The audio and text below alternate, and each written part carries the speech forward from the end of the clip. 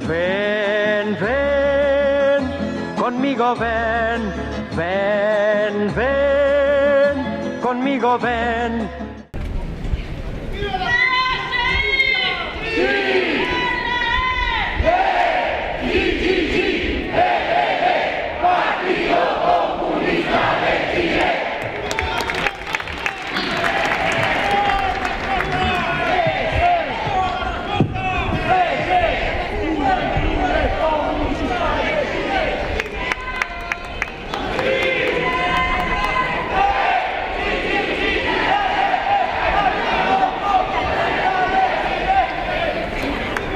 Muy bien,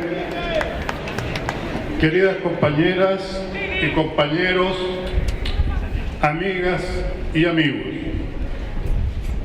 nos reunimos una vez más para traer al presente aquel acto tan osado y de vanguardia para su época, como fue constituir un partido obrero de orientación socialista, en medio de las violentas represiones hacia los trabajadores en las pampas salitreras y en el centro y sur de nuestro país, como lo fue la matanza de la Escuela Santa María de Iquique.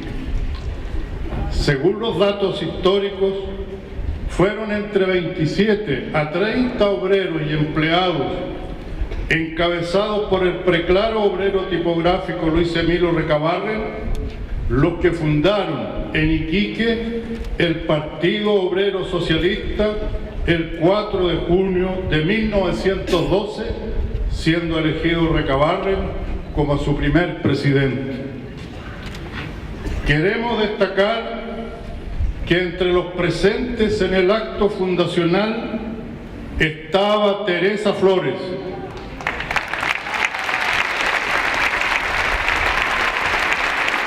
la única mujer participante que nació y creció en una época y en un lugar en que a las mujeres les estaba vedado leer y escribir y debían dedicarse todo al servicio santificado de la familia, encerradas en sus humildes hogares en los campamentos mineros. Teresa Flores, que fue la primera dirigente sindical, organizó a las mujeres para trabajar junto a los sindicatos como comités de dueñas de casa y con iniciativas tan extraordinarias, novedosas y efectivas como las huelgas de las cocinas apagadas, que era una forma de incentivar a los hombres para que exigieran con más fuerza el fin de las imposiciones patronales que las sometían a una vida miserable. En mayo de 1913 fundó un centro femenino con el nombre de Belén de Zárraga, una anarquista española y activista de los derechos de la mujer, a quien conoció cuando ésta vino a Chile, invitada por Luis Emilio Recabarren, precisamente a dictar charlas sobre feminismo. Teresa Flores fue fundadora de los consejos femeninos dentro de la Federación Obrera de Chile, conformados por mujeres decididas a la lucha por los derechos sindicales, al mismo tiempo que reivindicaban el feminismo y el papel de la mujer en forma igualitaria que los hombres en la sociedad. Fue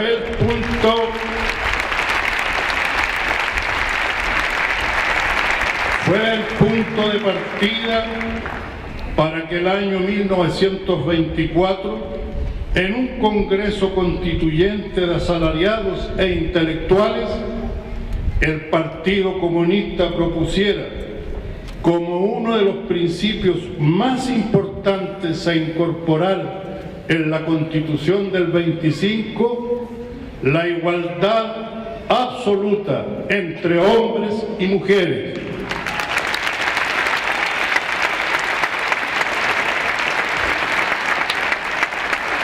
Teniendo en cuenta que las mujeres no tenían derecho a voto, el que solo pudieron ejercer a partir de 1952 en las parlamentarias y presidenciales.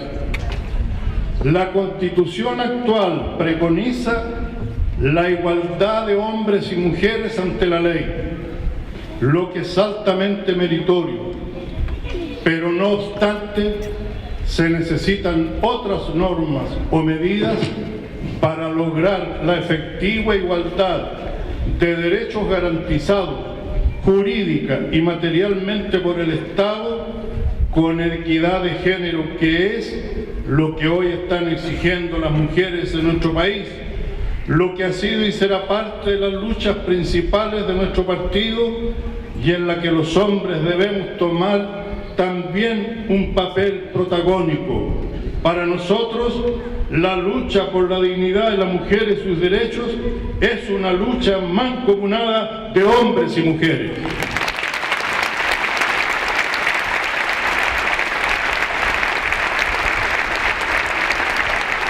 La Convención sobre la eliminación de todas las formas de discriminación contra la mujer, suscrita por Chile, prescribe expresamente que los Estados partes deben adoptar medidas para suprimir la discriminación contra la mujer en el empleo, la salud, educación y en otras esferas de la vida económica para conseguir la igualdad entre hombres y mujeres. Chile, sin embargo, aún no ha ratificado el protocolo facultativo de esta convención. La participación de Teresa Flores en la fundación del Partido Obrero Socialista y en el trabajo que realizó junto a otras compañeras por imponer una mirada feminista en nuestra concepción de partido y en las organizaciones sindicales es una parte de nuestra historia que vamos a tratar con mayor profundidad e incidencia en la educación de toda nuestra militancia. En nuestros propios estatutos,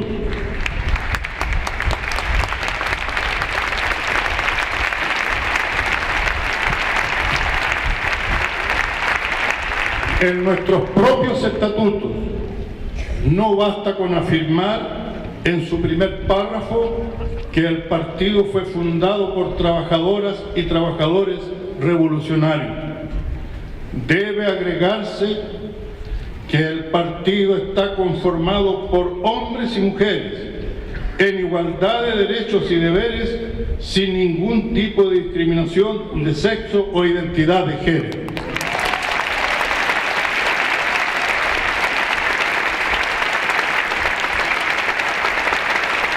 Saludamos a las mujeres que se movilizan en pro de sus derechos, a las estudiantes, a las jefas de hogar, a las obreras, profesionales y artistas, a las adultas mayores, a las mujeres indígenas. Por todas ellas, los partidos políticos, en primer lugar, debemos dar curso a un proceso de educación que irradia hacia el conjunto de la sociedad, tras cambios culturales y de conductas, a fin de erradicar toda forma de machismo, de acoso de cualquier tipo, de violencia hacia la mujer y de todo aquello que propenda a la desigualdad en el salario y el empleo, con normas y protocolos claros para actuar y, si amerita, sancionar conductas impropias.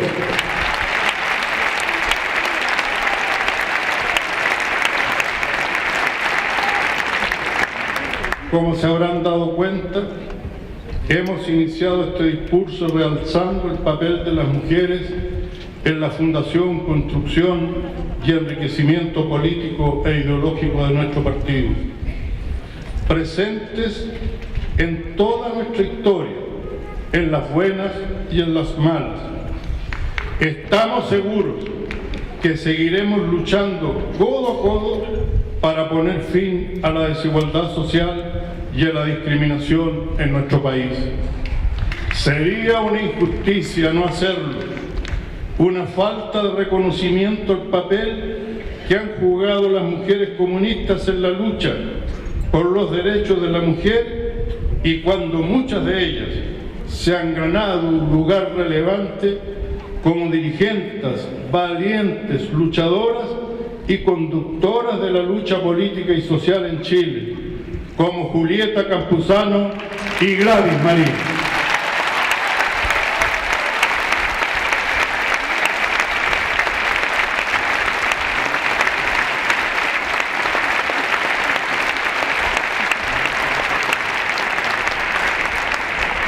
Como ya sabemos, en el tercer Congreso del Partido Obrero Socialista celebrado en Rancagua el 1 y 2 de enero de 1922, se decide por unanimidad asumir el nombre de Partido Comunista de Chile. Nuestro partido,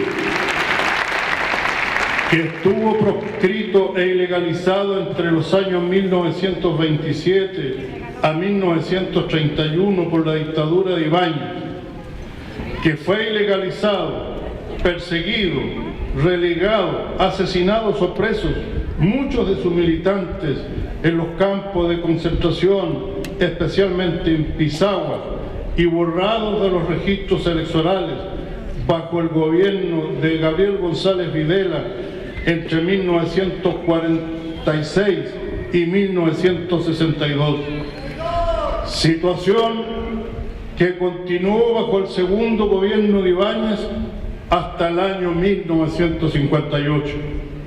Este partido supo levantarse y contribuir a forjar la unidad y el entendimiento entre fuerzas progresistas de izquierda.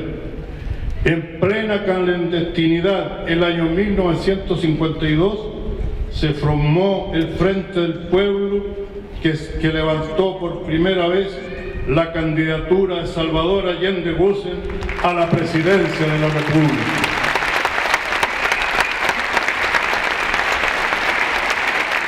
En 1956 se conforma el Frente Popular, que el año 1957 elige 25 parlamentarios y el año 1958 lleva de nuevo a Salvador Allende como candidato presidencial, que pierde la elección por muy pocos votos.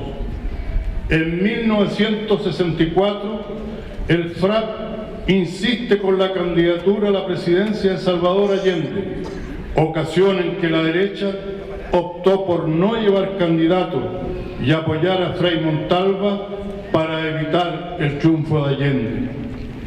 En diciembre de 1969 se forma la Unidad Popular, que logra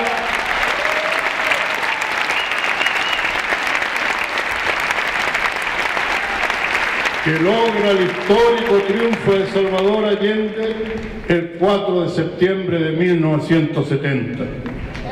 El gobierno de Salvador Allende ha quedado en la historia como un intento de avanzar hacia el socialismo por las vías institucionales, profundizando la democracia burguesa y por las medidas de soberanía y de equidad social que tomó durante su mandato. Quedan marcadas a fuego la nacionalización del cobre, la reforma agraria y la entrega de tierras a los campesinos, la participación de los trabajadores en la dirección del proceso productivo de empresas del Estado y un creciente desarrollo de la participación popular y de la promoción del arte y la cultura. Todas estas y otras medidas fueron ganando terreno ante la ciudadanía, que electoralmente se encontraba dividida en 3 tercios. Allende obtuvo el 36,3% de los votos en 1970, pero en marzo de 1973 la Unidad Popular alcanzó el 43% de los votos en la elección parlamentaria, lo que indicaba a las claras un apoyo creciente al presidente Allende y que además frustró las intenciones de la oposición de derecha de lograr los 2 tercios para declarar inconstitucional su mandato. Sin embargo, el gobierno de los Estados Unidos, encabezado por Richard Nixon, ya había determinado que harían todo para impedir que Allende asumiera y para derrocarlo si es que lograba asumir.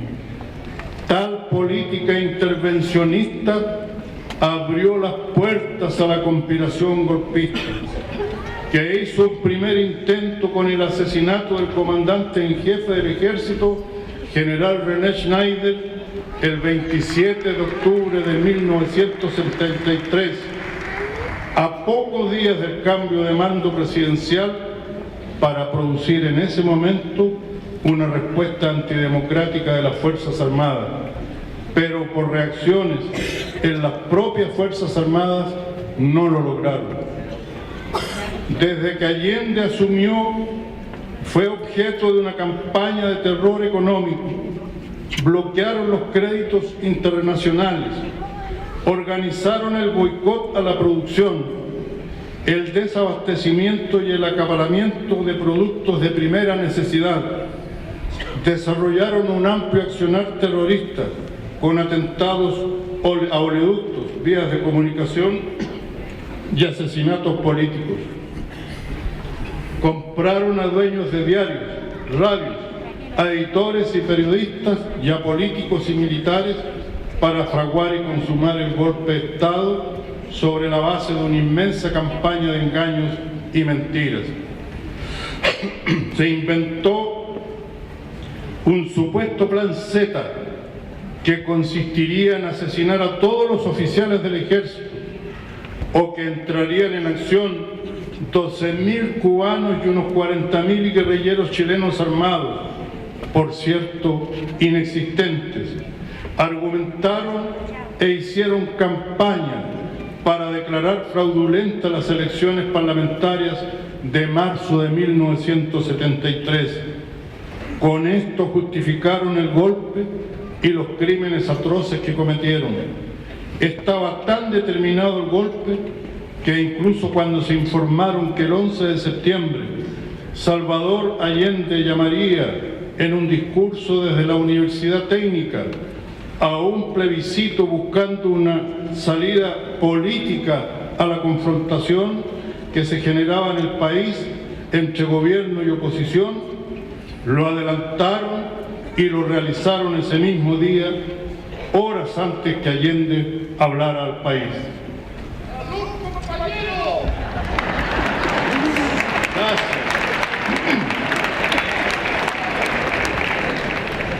Y no era la defensa de la democracia y la libertad ni la pacificación del país lo que motivaba a los golpistas. Era la toma del poder, el poder total, la impunidad para hacerse de las empresas del Estado, para incrementar las utilidades de sus negocios. Lo que queda más patente estos días con el escándalo de Soquimich, y no solo de Soquimich, y la forma oscura y fraudulenta cómo se ha despojado al país de una de sus principales riquezas, el litio, y la forma como Ponce Lerú, el yerno de Pinochet, ha mantenido el poder total de una empresa del Estado de la cual se apropió bajo dictadura. La corrupción y el maridaje entre grandes empresas y políticos es la continuación de esa misma doctrina de apropiación, control y privilegios de una minoría por sobre la mayoría del país. No aceptaremos ni aceptamos que se nos diga que todas las chilenas y chilenos fuimos por igual responsables del golpe y de la violación a los derechos humanos, como se ha insinuado en el mensaje del presidente de la República. No, señores, no, señores, no pretendan cambiar la historia.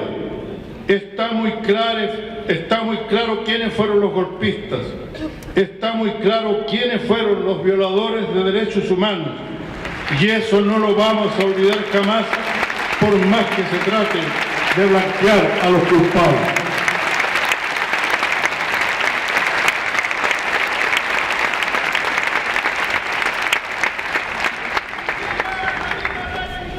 El golpe cívico-militar y la dictadura constituyen sin duda alguna el tiempo más dramático y complejo que debió enfrentar nuestro partido en su historia.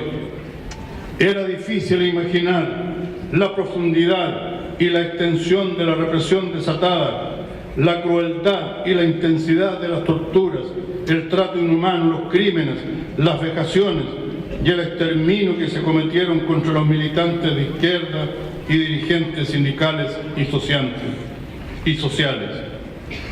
La brillante y valiente interpelación al ministro de Justicia que realizó Carmen Gel, a quien felicitamos y saludamos.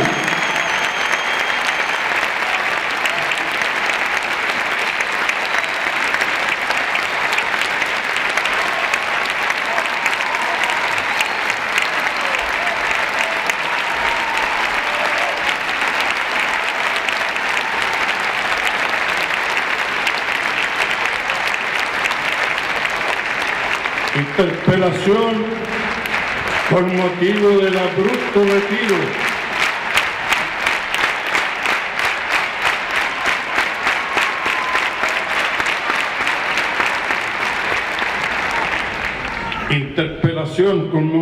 abrupto retiro e injustificado ordenado por el presidente de la República del proyecto de reparación para los expresos torturados.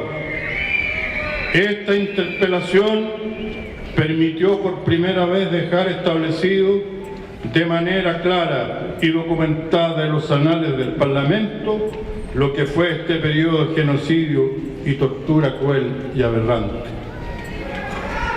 No saben con qué orgullo puedo decirles a las nuevas generaciones que a pesar del poder omnipotente que ostentaba la dictadura, desde las primeras horas del golpe, nuestros militantes, mujeres y hombres del partido y las juventudes comunistas supieron y fueron capaces de ponerse de pie, instalando la resistencia, el salvataje a los perseguidos y la cobertura para sostener la vida clandestina.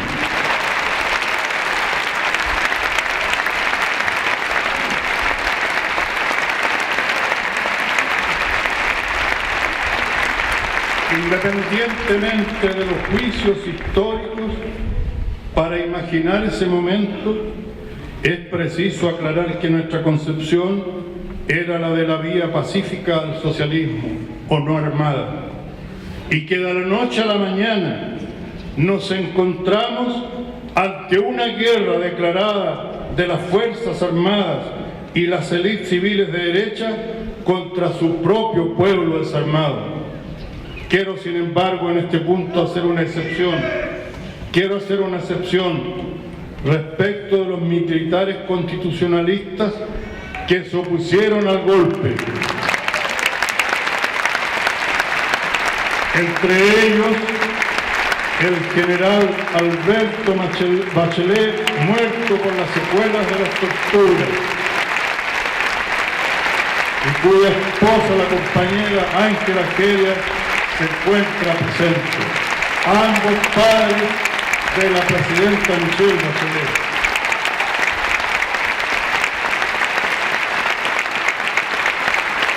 No puedo dejar de mencionar al general Carlos Prat, asesinado en Buenos Aires. Muchos de estos militares, desde conscriptos hasta altos oficiales, sufrieron tortura y el destierro o la cárcel. Todo esto deja claro que no era fácil sobreponerse al terror. Cuando el presidente Allende en desigual combate ofrendaba su vida en La Moneda, cuando sus principales colaboradores y dirigentes de izquierda eran asesinados o confinados en Isla Lawson, cuando ya miles estaban recluidos en cárceles o campos de concentración y eran presa de la tortura y los juicios sumarios, cuando aparecían cadáveres flotando en el Mapocho, en ríos y lagos del sur, cuando los militares hacían allanamientos y racias nocturnas en las poblaciones populares con toque de queda, cuando estaban expropiados y acallados todos los medios de comunicación que pudieran informar la verdad, y al contrario se difundían amenazas, bandos combinatorios, amenazas, o se hablaba de falsos enfrentamientos y se consideraba terroristas a los partidarios de la Unidad Popular. Fue una lucha difícil y dramática. Los comunistas Al igual que militantes de otros partidos democráticos y de izquierda, nos vimos enfrentados a funcionarios y agentes del Estado, civiles y militares, sin escrúpulos, deshumanizados y capaces de ordenar y cometer asesinatos y las más terribles atrocidades. Se requirió de mucha decisión, valentía, dignidad, actitud aguerrida y consecuencia. Así fue que fuimos parte fundamental de la lucha antidictatorial. No hay que olvidar que hubo más de 1000 ejecutados políticos y detenidos desaparecidos en nuestro país, 45.000 torturados y detenidos por razones políticas y cientos de miles de exiliados, relegados y despedidos de sus trabajos por su manera de pensar. Fue en esa batalla decidida, junto al pueblo y los trabajadores, donde centenares de mujeres y hombres comunistas dieron su vida. Más de 500 forman parte de la trágica lista de ejecutados y detenidos desaparecidos. Son una muestra de que existió terrorismo de Estado con una intención genocida y al mismo tiempo un ejemplo de lucha y consecuencia que no se podrá olvidar jamás. El partido se sobrepuso a esa tragedia, salió adelante incluso más fortalecido, con el ejemplo de nuestras queridas compañeras y compañeros. Ninguna persona honesta podría dejar de rendir homenaje y reconocer la lucha de estos mártires que llevaron adelante primero la resistencia y luego la política de rebelión popular, factores fundamentales en la desestabilización de la economía.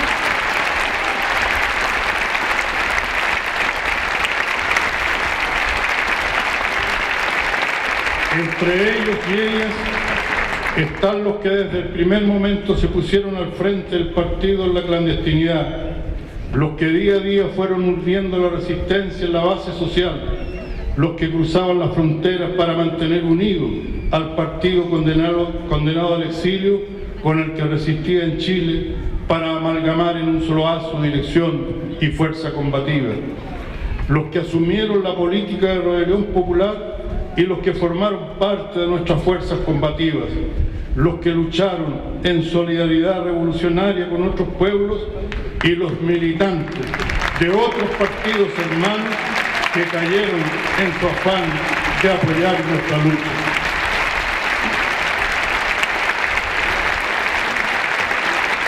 Todos ellos, hombres y mujeres, jóvenes o adultos, son merecedores de nuestro homenaje más profundo. Son los inolvidables e imprescindibles de nuestra historia y ejemplo para nuestras luchas de hoy, con la frente en alto y el orgullo de ser comunistas.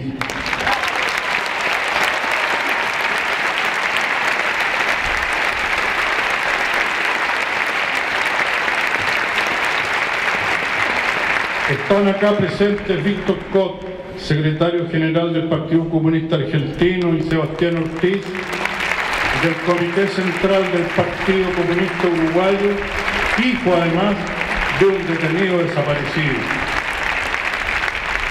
Estos partidos que, desafiando incluso la Operación Cóndor, nos ayudaron incluso a costa de la vida de muchos valiosos militantes de sus partidos.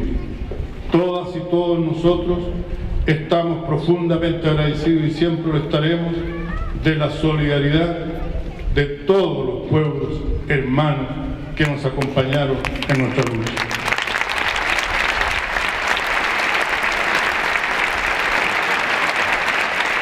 Este sacrificio y esfuerzo de tantos miles de compañeras y compañeros le permitió a nuestro partido no solo sobrevivir, sino que seguir adelante contribuyendo al fortalecimiento de la democracia y en la búsqueda de reformas transformadoras de beneficio social. Fuimos excluidos por mucho tiempo de poder participar plenamente en política. Debió provocarse una crisis de la política de los consensos y del binominalismo a raíz de las grandes movilizaciones de estudiantes y trabajadores el año 1912 para que se abrieran nuevas perspectivas de encuentro y de convergencia política y social. al formar parte de la nueva mayoría y en un esfuerzo unitario de diversas fuerzas políticas, se lograron avances sustanciales como la gratuidad de la educación superior, la desmunicipalización de la educación pública, la carrera docente, el aborto en 3 causales, la creación de los ministerios de la mujer y de las culturas, la reforma laboral, la reforma tributaria, la regionalización y descentralización de la administración del Estado, entre otras leyes y reformas. En las últimas elecciones presidenciales sufrimos una derrota política electoral que en ningún caso desaloja la posibilidad de proponerse nuevas reformas. En otras palabras, la mirada estratégica hacia el futuro está abierta. Hay temas de envergadura que deberán abordarse bajo la actual administración. Por ello valoramos altamente los puntos de coordinación entre partidos que formábamos parte de la nueva mayoría, entre sus bancadas y también en algunos aspectos con integrantes del Frente Amplio y otros partidos. No estamos llamando a conformar una coalición, sino que a avanzar en la coordinación y convergencia tras objetivos comunes y generar la capacidad de enfrentar a la derecha ahora y en los próximos procesos electorales. Hay que avanzar hacia una nueva convergencia social y política, de mayor cercanía con el pueblo, más amplia y diversa, no excluyente, con mayor capacidad de elaboración programática y de gestión, incluyendo una estrategia de desarrollo sustentable para Chile y la mayoría de las chilenas y chilenos, pero sin dejar de tener en cuenta temas pendientes: la anulación o transformación de la ley de pesca, la creación de una empresa estatal del litio, el reconocimiento constitucional de los pueblos indígenas y la creación del Ministerio del Consejo de Pueblos Indígenas. Una reforma previsional que signifique un alza inmediata de las pensiones a los afiliados a la AFP y que propenda al reemplazo de esto. El pasaje rebajado en el transporte de superficie para los adultos mayores y el cambio de la actual constitución hecha bajo dictadura por una generada democráticamente con la participación del soberano que es el pueblo.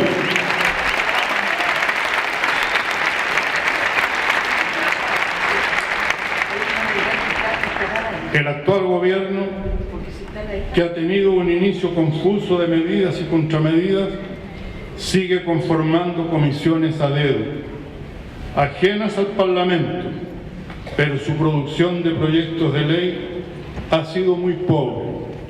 Al parecer tiene temor de ir a discutir al Congreso, donde se deben aprobar las leyes y que es donde se debe discutir, porque allí están todas las fuerzas políticas representadas y donde las organizaciones sociales y expertos pueden opinar de cara al país en las audiencias.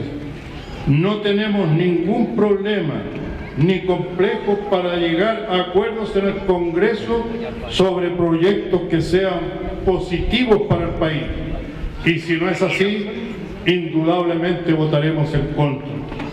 Lo claro es que Piñera está postergando la discusión de temas que son urgentes e importantes.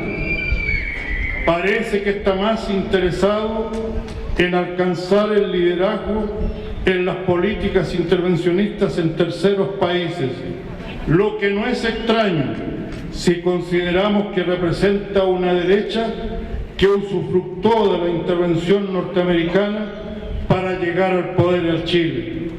Nada le impide que tenga una opinión, pero llevar adelante medidas punitivas contra otros pueblos, sin importar las consecuencias, no lo ameritan como el gran estadista que pretende ser. Es verdad que la derecha latinoamericana tiene el campo abierto. La impopularidad de Temer en Brasil lo tiene fuera de competencia. Lo mismo pasa con Macri, arrinconado por su política económica antipopular. El tercer pretendiente era Pedro Pablo Kuczynski, presidente de Perú, defenestrado por corrupción. No pretendemos darle consejo al presidente, pero en los tiempos que corren en nuestra América, lo mejor es propender a una política regional que impida la agudización de conflictos, en que prime el diálogo y que evite llegar a lo que se produjo en Chile el año 1973, cuyas consecuencias las conocemos de sobra. Lo más probable es que las cosas no sigan por el camino que pretende la derecha en América Latina, porque en México puede que gane López Obrador, un independiente progresista que se levanta como alternativa a sucesivos gobiernos de derecha. Y en Brasil deben dejar en libertad a Lula da Silva, candidato a la presidencia del Partido de los Trabajadores, al que todas las encuestas lo sitúan como el más posible ganador.